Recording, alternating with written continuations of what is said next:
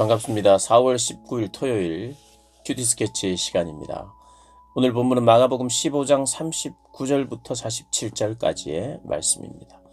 오늘 본문은 이렇게 시작합니다. 예수를 향하여 섰던 백부장이 그렇게 숨지심을 보고 이르되 이 사람은 진실로 하나님의 아들이었도다 하더라. 멀리서 바라보는 여자들도 있었는데 그 중에 막달라 마리아와 또 작은 야고보와 요새의 어머니 마리아와 또 살로메가 있었으니 이들은 예수께서 갈릴리에 계실 때에 따르며 섬기던 자들이요 또 이외에 예수와 함께 예루살렘에 올라온 여자들도 많이 있었더라. 이날은 준비일 곧 안식일 전날이므로 저물었을 때에 아리마대 사람 요셉이 와서 당돌히 빌라도에게 들어가 예수의 시체를 달라 하니 이 사람은 존경받는 공회원이요 하나님의 나라를 기다리는 자라. 빌라도는 예수께서 벌써 죽었을까 하고 이상히 여겨 백부장을 불러 죽은 지 오래냐 묻고 백부장에게 알아본 후에 요셉에게 시체를 내주는지라. 요셉이 세마포를 사서 예수를 내려다가 그것으로 싸서 바위 속에 판 무덤에 넣어두고 돌을 굴려 무덤 문에 놓음에 막달라 마리아와 요새의 어머니 마리아가 예수 두는 것을 보더라. 오늘 본문은 예수님이 운명하시고 다시 부활하시기 전까지의 상황을 설명하는 본문 중에 하나입니다. 예수님의 죽음, 예수님이 십자가에서 돌아가실 때에 있었던 일, 그리고 돌아가신 후에 있었던 일을 기술하고 있어요. 우리가 살펴보면 사람이 죽고 나면 그 죽음에 대한 여러 감정들, 눈물들, 애도들, 슬픔들, 낭망, 절망 이런 것이 죽음 후에 그들의 가족, 유가족들이 보여주는 모습입니다. 그리고 다른 사람들이 왔을 때 친구들이나 친지들이나 지인들이 왔을 때 또 함께 슬퍼하죠. 예수님 역시도 예수님에 대한 기대가 사람들에게 상당히 있기 때문에 군중들이 예수님을 향해 조롱하기도 했고 또 예수님을 적극적으로 십자가에 달기를 원했던 군중들이 있었던 반면에 가슴을 치면서 안타까워했던 군중들이 또 있었다고 또 이야기를 합니다. 정확하게 어떤 시점에 사람들이 아주 극단적으로 변한 사람도 있을 거예요. 아마 그럴 가능성도 있죠. 그렇게 죽이기를 동조했던 사람 중에 양심의 깨달음이 예수님이 실제로 돌아가시고 나서는 굉장히 큰 어떤 양심의 가책이 찾아왔을 수도 있어요. 다 모릅니다. 성경이 기록하고 있는 대로만 우리가 생각할 수 있죠. 나사로가 예수님의 친구라고 불리는 예수님이 사랑했던 나사로는 병에 걸려서 죽었어요. 그래서 예수님이 죽은 나사로의 여동생들 만나서 슬픔을 나눕니다. 그리고 예수님이 여기 계셨더라면 오라비가 죽지 않았을 것이라고 그런 안타까운 이야기들도 나누죠. 그만큼 슬프다는 그런 어떤 느낌들을 기록하고 있거든요. 그 후에 예수님이 살리시죠. 근데 예수님이 돌아가시고 나서는 그런 내용이 일절 없습니다. 누군가가 아주 상당히 슬퍼했고 그것 때문에 무슨 이런 대화가 있었고 저런 대화가 있었고 한 이틀 정도의 시간 동안 그런 낭망이나 진짜 슬퍼하는 이런 내용은 없어요. 도망갔다는 내용은 있지만 딱 진짜 돌아가시고 나서는요. 사람들의 어떤 변화의 조짐을 성경은 그것만 기록하고 있어요. 뭐냐면 백부장이 그렇게 숨지는 모습을 보면서 이 사람이 진실로 하나님의 아들이었도다 이렇게 고백을 해요. 그리고 여인들은 예수님을 계속 따라다녔고 또 그 예수님의 시체가 어디에 묻히는지 어떤 동굴에 무덤에 들어가는지 지켜봤고 다시 오겠다는 거죠. 아리마대 사람 요셉이 그 사람은 존경받는 공회원이고 하나님 나라를 기다리는 자라 당돌하게 빌라도에게 가서 시체를 내놓으라고 합니다. 굉장히 변화된 사람, 그리고 확신 있는 사람, 예수님에 대한 두려움이 없는 사람. 요한복음에는 니고데모도 나와요. 밤에 예수님을 찾아왔던 니고데모도 예수님을 장사하겠다고 옵니다. 그것은요, 어떻게 보면 자기의 어떤 지위나 자기의 가진 것을 포기하는 마음이 아니고는 유대 사회에서 특별히 예수가 반역자처럼 이단아처럼 이렇게 바라보고 그분을 죽였는데 그 시체를 내가 이제는 장사해 주겠다? 나는 예수님의 편에 서 있겠다라고 말하는 것과 같기 때문에 굉장한 건 걸어요. 그러니까 이렇게 보면 예수님이 십자가에서 매달려서 죽으실 때 해가 또 어두워져요. 제6시가 되면 온 땅의 어둠이 임하여 제9시까지 계속되었다. 마가복음 15장 33절에 나옵니다. 무죄의 선포도 나오고 은밀한 제자들이 등장하기 시작하고 여자들이 예수님께 충성을 다하는. 그래서요, 우리가 죽음과 부활 사이의 내용을 보면 절망하고 낙담하고 그런 감정을 많이 다루지 않고 거의 다루지 않고 오히려 이 사람들 안에 부활을 향한 뭔가 긍정적인 메시지들이 돌고 있다는 거예요. 왜 이렇게 기록했을까요? 그렇게 읽기를 바라기 때문에 그렇게 기록했어요. 그들이 이 성경을 기록하는 성령께서 마가가 이 성경을 기록할 때에 십자가의 예수 그리스도의 죽음이 곧 그 시간부터 사람들에게 변화를 줬어요. 부활한 후에만 변화를 준 게 아니라 성령이 오시고 정말 큰 변화가 일어났지만 성령이 오실 때 비로소 변화가 시작된 게 아니라 예수님이 돌아가시는 그 정점, 그때부터 주변이 변하고 있는 변화의 물결, 쉽게 말하면 문학적인 빌드업이 지금 성경에서는 소개되고 있는 방식이에요. 성경의 기록 방식이 그래요.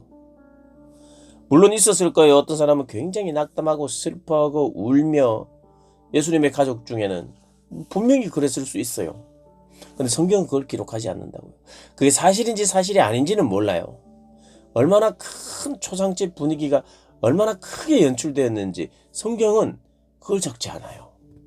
성경은 지금 예수님이 돌아가셨지만 그 돌아가신 것에 대해서 걱정하고 있는 모습이 없어요.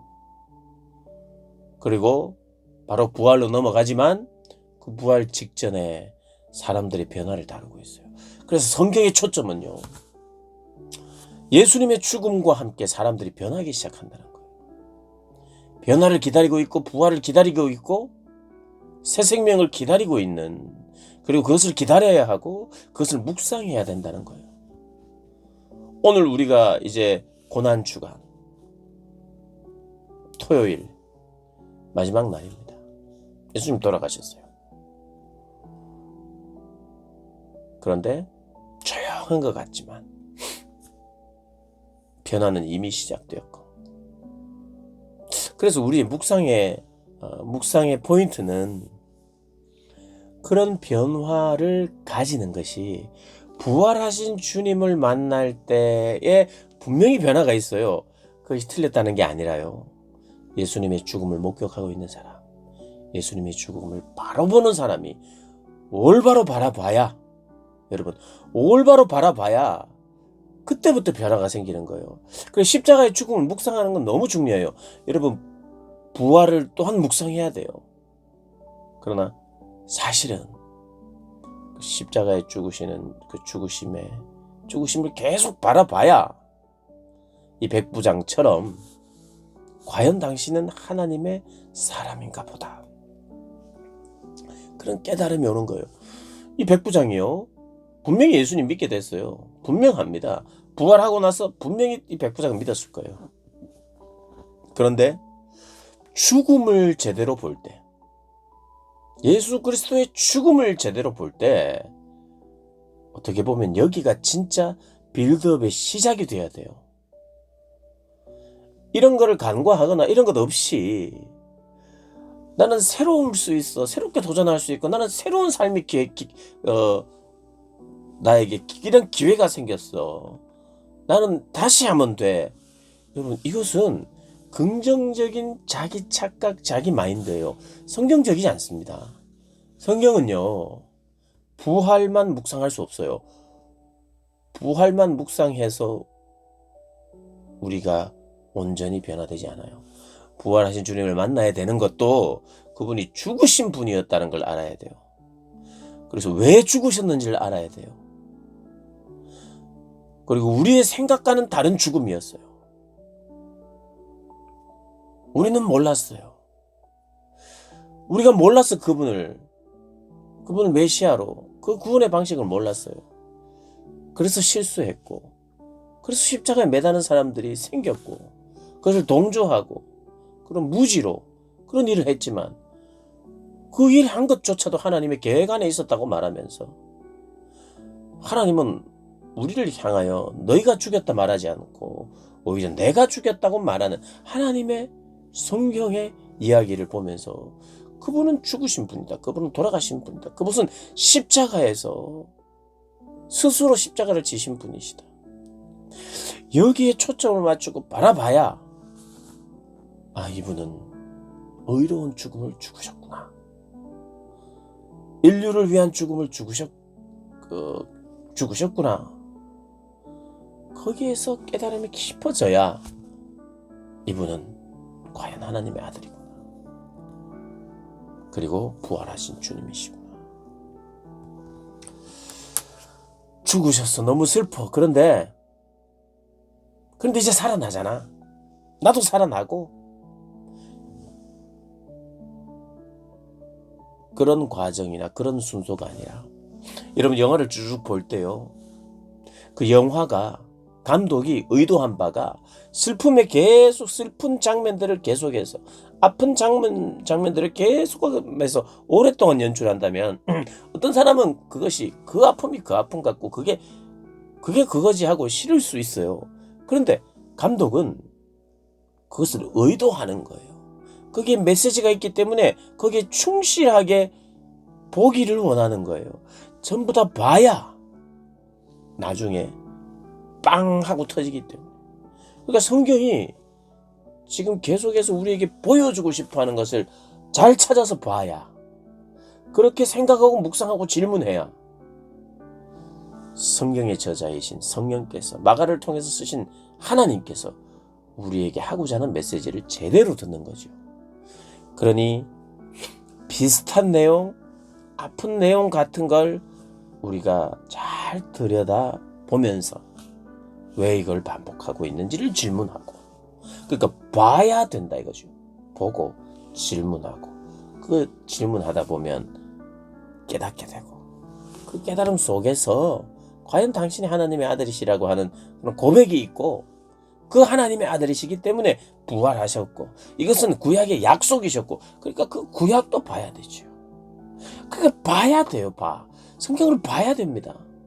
성경을 읽을 뿐만 아니라 성경의 의미를 이해해야 돼요.